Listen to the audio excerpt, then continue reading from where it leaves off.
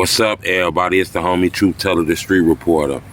I had an opportunity to speak with a lot of people close to LA Capone, His death always felt a little weird in the drill culture. He left out of a studio. He was targeted. People were waiting on him, He lost his life due to gun violence, and I'm not sure if he realized, but it was suspects waiting in the alley on him once he left the studio. This news has been documented. His killers was actually captured and arrested and actually found guilty of his murder. I had an opportunity to speak with somebody close to somebody who was arrested for this murder. An artist by the name of 051 Og. He the cousin of Miko Buchanan, which was, I believe, like the getaway driver according to the reports in the LA Capone case, allegedly.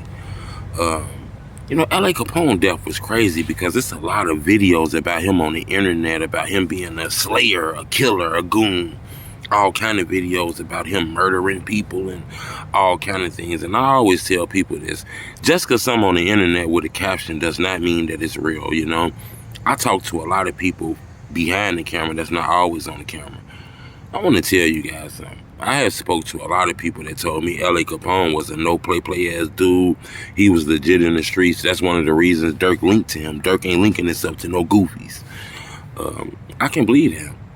I also then spoke with people who told me this whole story about LA Capone is just made up and it's gang banging fixated. It's not the honest truth. That was a young man who wasn't no different than everybody else out here. He had situations like everybody else had situations.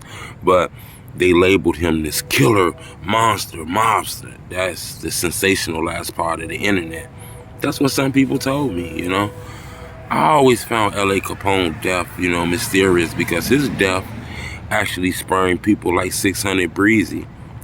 Breezy was so noticeable in his music shit, Drake recognized it. And Breezy clearly tell you he was only rapping because of the disrespect to LA Capone. A lot of people don't understand that, His death, was like one of the early deaths in the drill culture that a lot of people in the drill culture kind of was hurt over. A lot of people loved LA Capone. I want to tell you something, though, that a lot of people don't seem to realize. He was much famous in his passing as he was when he was alive. People knew him when he was alive. He was buzzing like a motherfucker.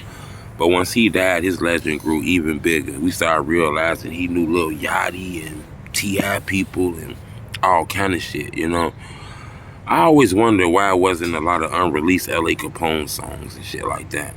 I had an opportunity to speak with LA Mom on Instagram. She didn't want to do an interview, but I had an opportunity to speak with his mom. She seemed like a very down-to-earth person. That's all I can tell you about LA. I didn't get an opportunity to speak with him. I had an opportunity to speak with a lot of people close to him. Hell, I even spoke with his sister on Instagram. I was trying to line an interview up with her.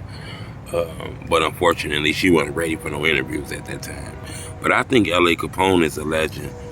His flow is similar to LA Capone flow. Similar to Lil Durk flow. A lot of people say Lil Durk inherited the LA Capone flow. I think Durk had that flow for a long time too, so I don't know if I'm so much gonna jump on that. But LA and Rondo was one of the first artists that Lil Durk really noticed had the talent, He started sharing his clout with those artists before he shared his clout with a lot more other artists and shit like that. So I clearly think if LA Capone was alive right now, he'd be a legend, like big time legend. I think his flow and his cadence, a lot of people tried to mimic but couldn't do it. I think Just Bo came close to trying to mimic his flow, but a lot of people try to mimic that flow, can't do it. That's a legendary flow, man. But that's all I wanted to do, man. I kind of wanted to just bring a light to LA Capone name because somebody just asked me about him.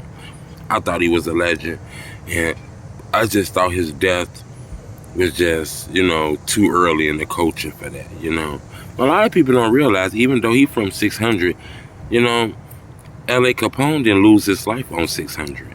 Nor was it like right around the corner from 600. That shit was down some in the 70s, And somehow somebody got the drop on him that he was going to the studio and shit. I still find it suspicious. I actually went to that crime scene.